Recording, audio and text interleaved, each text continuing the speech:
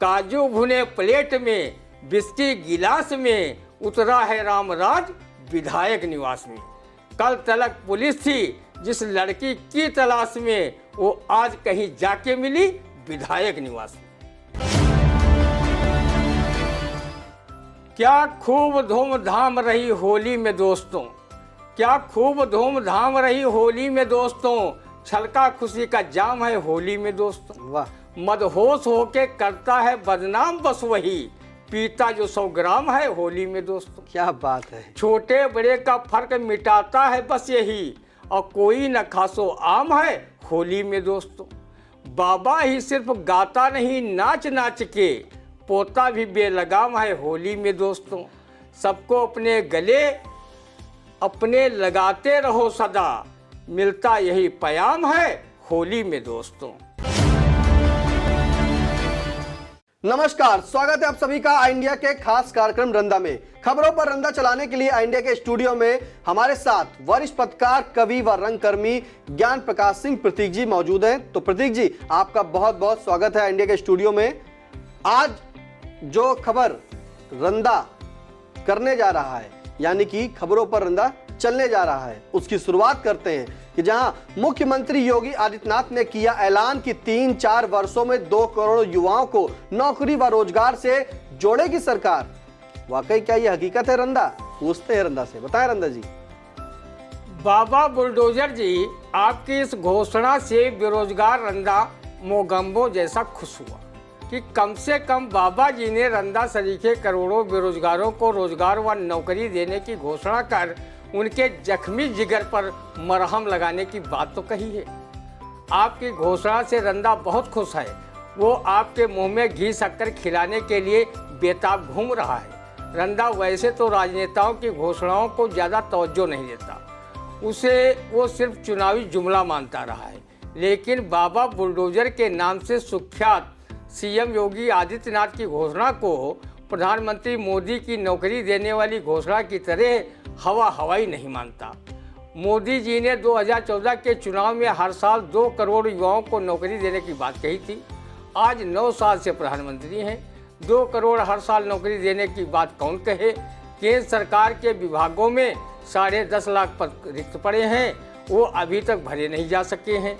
तो फिर अन्य नौकरियों को सृजित कर नौकरी देने की बात पर कौन विश्वास करे।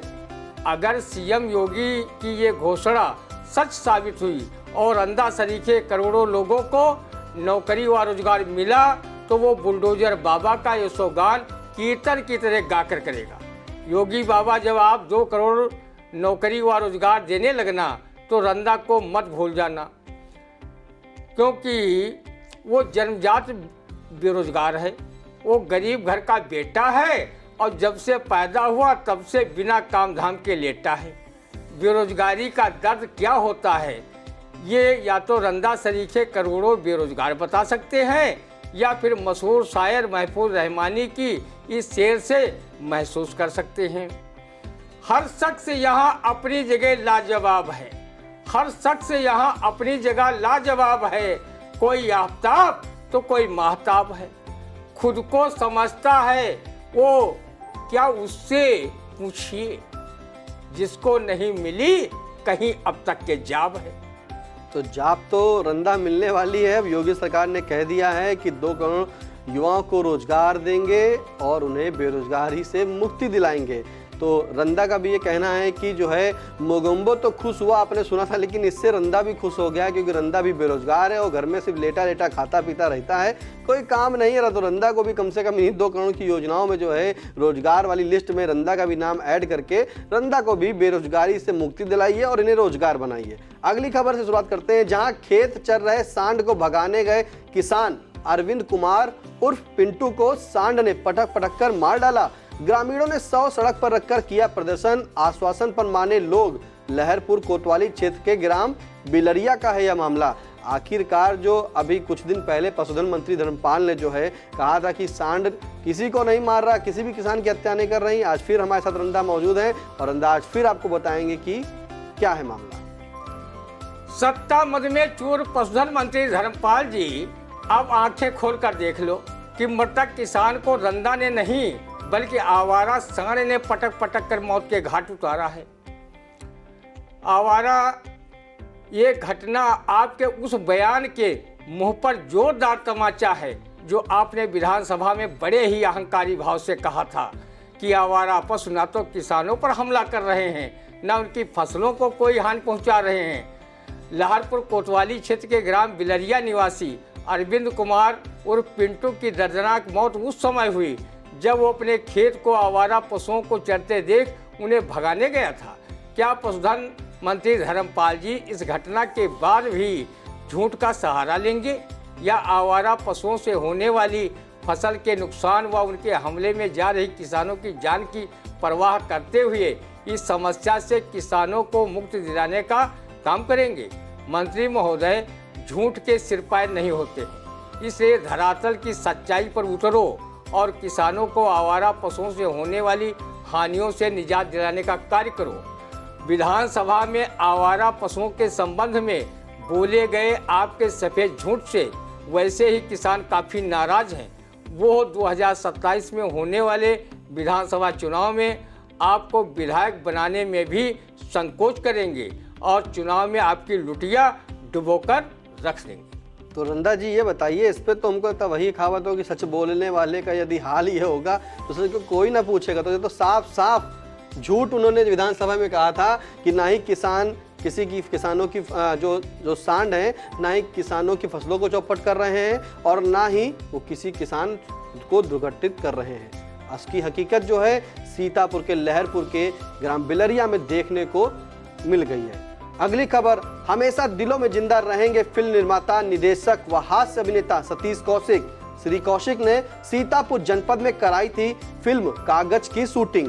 क्या कहते हैं रंदा, सुनते हैं। दादा साहब फाल्के पुरस्कार से सम्मानित व शोमैन कहे जाने वाले फिल्म निर्माता, निर्देशक व अभिनेता रहे राज कपूर ने एक बार कहा था कि कलाकार की कभी मृत्यु नहीं होती। वो युगों युगों तक दर्शकों के दिलो दिमाग में न सिर्फ जिंदा रहता है बल्कि प्रेम पूर्वक राज भी करता है। इसलिए रंदा फिल्म निर्माता, निर्देशक व हास्य अभिनेता सतीश कौशिक को कभी मरा हुआ नहीं मान सकता।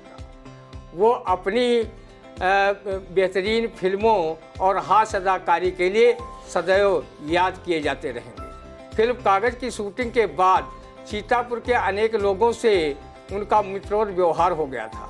वो समाज सेवी शरद चौधरी को अपना मित्र मानते थे।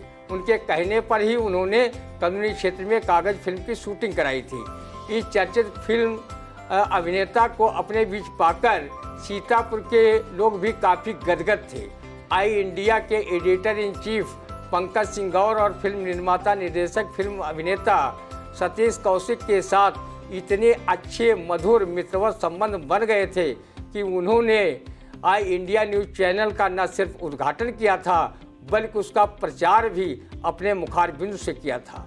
आई इंडिया में 13 फरवरी को दिए गए अपने अंतिम इंटरव्यू में खुलासा किया था कि आगामी फिल्म की शूटिंग वो नैमिष सारण में कराएंगे, जिसके लिए उन्होंने नैमिष जाकर फिल्म शूटिंग है लोकेशन भी देखी थी, लेकिन ईश्वर को कुछ और ही मंजूर था। उनके असामयिक निधन पर आई इंडिया परिवार शोक जताते हुए उन्हें विनम्र श्रद्धांजलि अर्पित करता है और ईश्वर से प्रार्थना करता है कि परमपिता परमेश्वर उन्हें अपने श्री चरणों में स्थान दें। भगवान श्री कृष्ण ने भी गीता में कहा है कि आत्मा अजर अमर है और शरीर नश्वर है। जिस प्रकार व्यक्ति अपने जीर्ण शीर्ण वस्त्रों का परित्याग कर नवीन वस्त्र धारण करता है, उसी प्रकार नए जीर्ण शीर्ण शरीर को छोड़कर आत्मा नए शरीर में प्रवेश कर जाती है। सतीश कौशिक जी भले ही शरीर हम सबके मध्य नहीं हैं, पर उन्होंने फिल्म जगत को जिस ऊंचाइयों पर पहुंचाया है उस पर सभी भारतीयों को गर्व है। वो अपनी फिल्मों के जरिए दर्शकों के दिलो दिमाग में युगों युगों तक जीवित रहेंगे और आने वाली पीढ़ियों का स्वस्थ मनोरंजन उनके द्वारा निर्मित, निर्देशित एवं अभिनीत की गई फिल्मों के माध्यम से होता रहेगा। ये फिल्मी नगमा उनके निधन के बाद उनके कृतित्व की गवाही दे रहा है। एक दिन बिक जाएगा माटी के मोल, जग में रह जाएंगे प्यारे तेरे बोल। बिल्कुल। तो रंदा के साथ ऑल इंडिया परिवार भी जो है सतीश कौशिक जी की पुण्य आत्मा को नमन करता है और उन्हें व्यक्तिगत श्रद्धांजलि अर्पित करता है। अगली खबर, जहां सांसद राजेश वर्मा ने कहा कि विश्व गुरु बनने की ओर अग्रसर है भारत। कैसे अग्रसर है, सुनते हैं रंदा। सांसद महोदय, जब भारत विश्व गुरु पूरी तरह से बन जाए तो रंदा को भी सूचित करवा देना, ताकि वो भी विश्व चेला बनने का लाभ उठा सके। रंदा विश्व गुरु के अलावा किसी का चेला बनना न पसंद करता है, न उसे ज्ञानार्जन करने की भूल करता है। रंदा वैसे ही गूगल गुरु व फेसबुकिया ज्ञान से काफ़ी त्रस्त है। सांसद जी योग क्षेत्र में पीएम मोदी व बाबा रामदेव के प्रयास से पहले ही विश्व गुरु बन चुका है। अब आप भी प्रयास करें तो अन्य क्षेत्रों में भी भारत रंदा के जीते जी विश्व गुरु बन जाए तो रंदा को काफ़ी खुशी होगी। आदरणीय सांसद राजेश वर्मा जी, आपके क्षेत्र में बाढ़ काफ़ी आती है और अनेकों जन समस्याएं मुहबाए खड़ी हैं। आप 4 बार से सांसद तथा जिले के प्रभावशाली नेताओं में से प्रमुख हैं। अभी तक आप अपने क्षेत्र में कोई ऐसे कल कारखाने भी नहीं लगवा पाए हैं जिससे बेरोजगारों की बेरोजगारी दूर हो। बेरोजगारी, महंगाई वैसे ही अपनी चरम सीमा पर है, इसके लिए कोई अपनी सरकार को सुझाव भी नहीं दे पा रहे हैं। हमारा जनपद उत्तर प्रदेश में ही अग्रणी होकर प्रदेश गुरु ही बन जाए तो रंदा सरीखे आपके वोटर अपने आप को धन्य समझेंगे। माननीय सांसद जी, हमारे देश में विश्व बंधुत्व की भावना तो हमेशा से रही है। नालंदा विश्वविद्यालय, जिसके कुलाधिपति आचार्य चाणक्य थे, उस समय तो भारत विश्व गुरु था ही, क्योंकि उस समय दुनिया भर के देशों के लोग पठन पाठन के लिए नालंदा विश्वविद्यालय आते थे। हमारे वैदिक परंपरा में दुनिया को अपना परिवार माना गया है। एक जगह लिखा है, निज परोवेत गणना लघु चेत साम, उदार चरिता नाम तुये वसुधैव कुटुंबकम। अर्थात अपने पराये की बात कहने वाले अल्प बुद्धि, संकीर्ण सोच वाले होते हैं और ये अपना है और ये पराया है कहते रहते हैं, जबकि उदार चरित्र वाले लोग पूरी दुनिया को ही अपना परिवार मानते हैं। रंदा की भावना है कि देश हर एक अच्छे कार्यों से पूरे विश्व की पहचान बने, विश्व गुरु कहलाए, पर वो महंगाई, बेरोजगारी, लफाजी व झूठ की नींव पर खड़ी नफरती राजनीति के मामले में कभी भी विश्व गुरु की श्रेणी में हमारा देश न आए। रंदा ये भी चाहता है। लोकसभा चुनाव निकट है। सांसद जी, आप महंगाई, बेरोजगारी, आवारा पशुओं की समस्या, गांजरी क्षेत्र को बाढ़ की विभीषिका से बचाने सहित अन्य ज्वलंत जन समस्याओं पर बात नहीं कर सकते तो कम से कम जनता का ध्यान जन समस्याओं से हटाने के लिए विश्व स्तरीय बातें तो कर ही सकते हैं, जैसे आपने की है। रंदा अभी तक समझता था कि सीतापुर लोकसभा क्षेत्र से 4 बार सांसद रहते राजेश वर्मा जी ने हमारे देश को विकासशील के बजाय विकसित राष्ट्र बनाने के साथ साथ विश्व गुरु बना दिया होगा। अभी तक रंदा मुगालते में रहकर खामखा अपने को विश्व चेला मानकर इतराता घूम रहा था। अब सांसद जी के मुखारबिन से पता चला है कि भारत विश्व गुरु बनने की ओर अग्रसर है। सांसद जी के बजाय अगर ये बयान कोई और देता तो रंदा उसे एक कहावत सुनाने पर मजबूर होता कि नोखे कहाँ झरोखे परख। तो ये तो वो वाली कहावत हो गई कि क्या कहा जाए, क्योंकि विश्व गुरु बनने की बात कही गई थी और जो रंदा है वो चेला बन पहले से ही बैठा था कि जो है गुरु का चेला बना घूम रहा, लेकिन आज ही पता चला कि जो भारत देश है वो विश्व गुरु की जो है और अग्रसर है। तो अगर अग्रसर है तो रंदा को जो भाई उसमें चेला बना दिया जाए। रंदा बेचारा बहुत परेशान है, पहले से ही बेरोजगार है और आखिरकार चेला बना घूम रहा था। उसके दिल के अरमानों पर जो है पानी फिर गया है। अब रंदा को भाई फिर से जो है चेले की उपाधि दी जाए। अगली खबर, होली पर उड़ा गुलाल, युवाओं ने मचाया धमाल। हर्षोल्लास के साथ मनाया गया पर्व, गले मिलकर दी गई शुभकामनाएं। रंग बिरंगे इस पर्व पर क्या कहता रंदा, सुनते हैं। क्या खूब धूमधाम रही होली में दोस्तों, क्या खूब धूमधाम रही होली में दोस्तों, छलका खुशी का जाम है होली में दोस्तों। वाह। मदहोश होके करता है बदनाम बस वही, पीता जो 100 ग्राम है होली में दोस्तों। क्या बात है। छोटे बड़े का फर्क मिटाता है बस यही, और कोई न खासो आम है होली में दोस्तों। बाबा ही सिर्फ गाता नहीं नाच नाच के, पोता भी बेलगाम है होली में दोस्तों। सबको अपने गले अपने लगाते रहो सदा, मिलता यही प्याम है होली में दोस्तों। मशहूर शायर महफूज रहमानी की उक्त शेरो शायरी को साकार करता हुआ होली का ये पावन पर्व हर्षोल्लास के साथ संपन्न हो गया। होली पर्व को सकुशल संपन्न कराने में अहम भूमिका प्रशासन ने भी निभाई कि होली के हुड़दंग में कोई अपनी घटना पूरे जिले में घटित नहीं हुई। इसके लिए जिलाधिकारी अनुज सिंह व पुलिस अधीक्षक घुले सुशील चंद्रभान बधाई के पात्र हैं और पूरा प्रशासन प्रशंसा के योग्य है। होली के भंग तरंग उमंग वाले रंगारंग त्योहार में मात्र 3 दिन के अंदर शराब व बियर 663 करोड़ की प्रदेश के लोग डकार गए।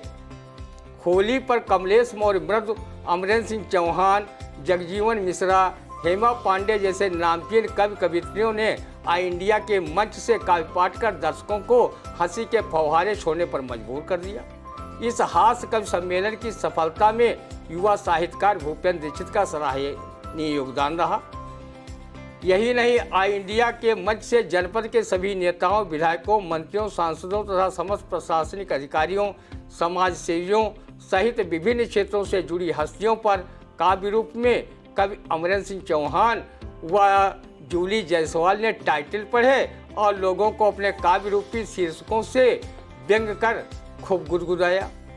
रंदा को कई वर्षों से पारंपरिक रूप से गाई जाने वाली गवई क्षेत्रों की कबीरें अब सुनने को नहीं मिली और ना ही ढोल, ढप, मंजीरा, चिमटा, मृदंग की सुंदर ध्वनि में गाए जाने वाले पारंपरिक फगुआ गीत ही सुनने को मिले। रंदा आज के कई वर्ष पूर्व स्वयं गांव के होलिहारों के साथ ये पारंपरिक फगुआ गीत गाकर स्वयं को आनंदित करता था, बल्कि दूसरों का भी आनंद फारिग किया करता था। हम जाने तुम्हार घर कुलिया माँ, हम जाने तुम्हार घर कुलिया माँ, भूख लगे तो मेरे गली आना, प्यारा धरे कोठरिया माँ, हम जाने तुम्हार घर कुलिया माँ। इसी तरह रंदा ये भी पारंपरिक होली गीत होलिहारों के साथ तरन्नुम में गाता था।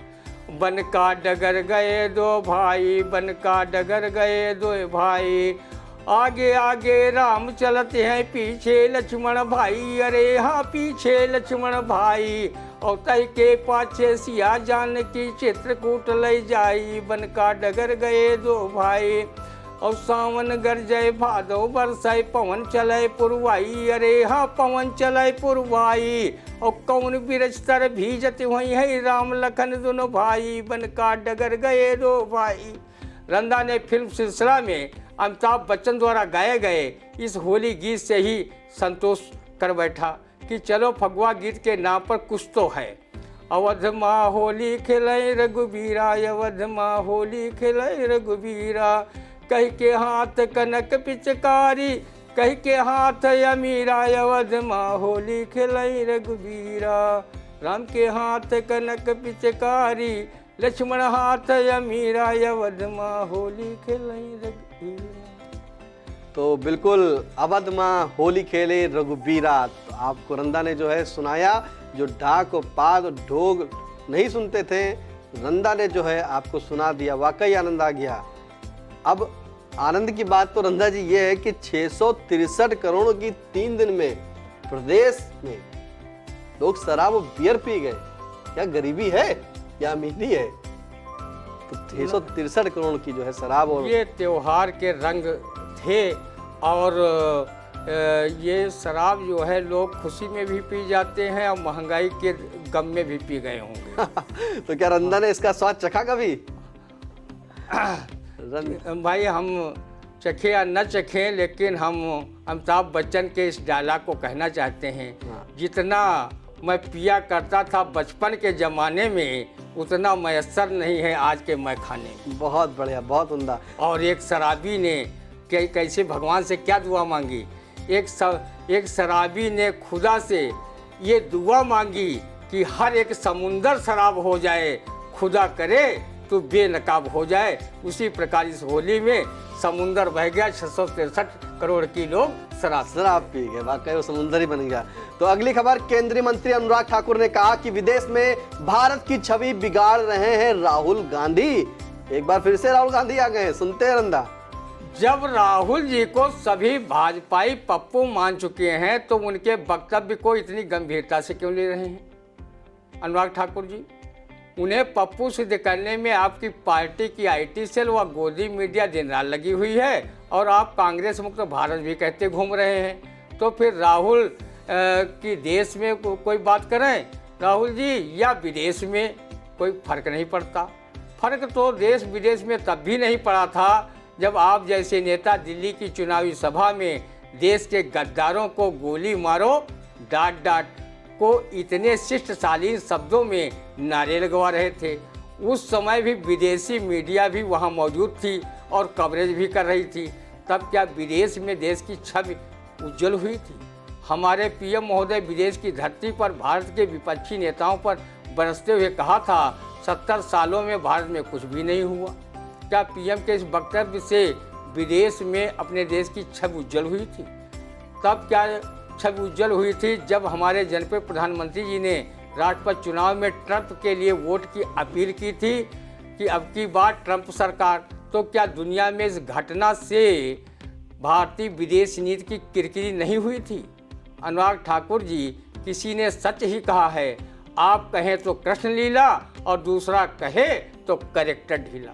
बिल्कुल, आप करें तो कृष्ण लीला और दूसरा कहे तो करेक्टर ढीला। जब आपकी बीजेपी की सरकार ने और बीजेपी के लोगों ने, नेताओं ने, मंत्रियों ने राहुल गांधी को ही पप्पू बना दिया तो उनकी बातों को क्यों इतनी गहनता से ले रहे हैं? अगली खबर, जहां विधान परिषद में उप मुख्यमंत्री केशव प्रसाद मौर्य ने कहा कि कोई सरकार नहीं दे सकती सबको सरकारी नौकरी। क्या कहता रंदा? उप मुख्यमंत्री जी, अगर आपकी सरकार सभी को नौकरी नहीं दे सकती तो आजीविका के लिए रोजगार तो दे ही सकती है।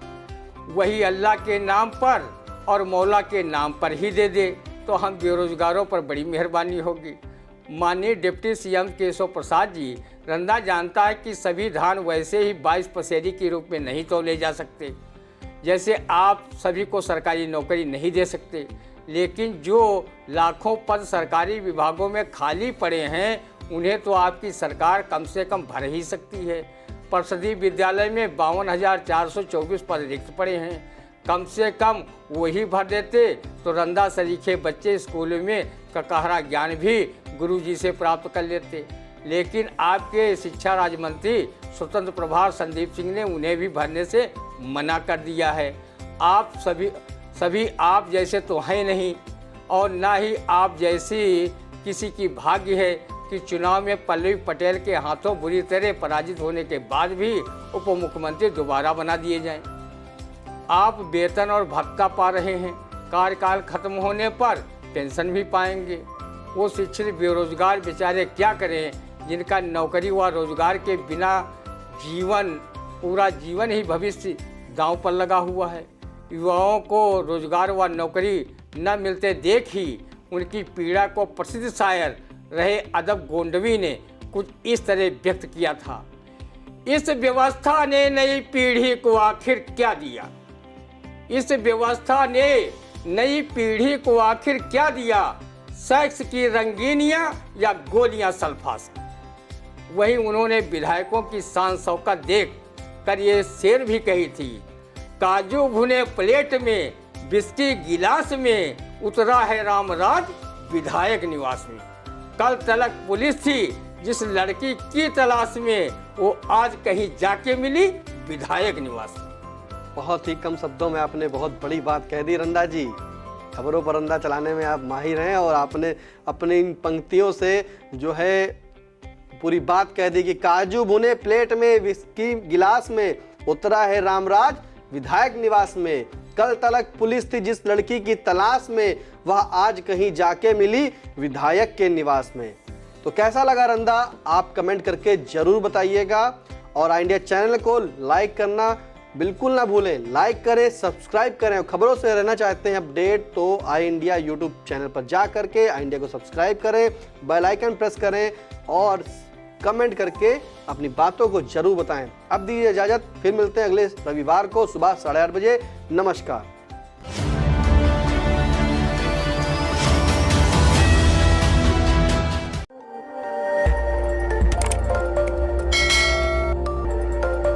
खबर आपकी, नजर हमारी।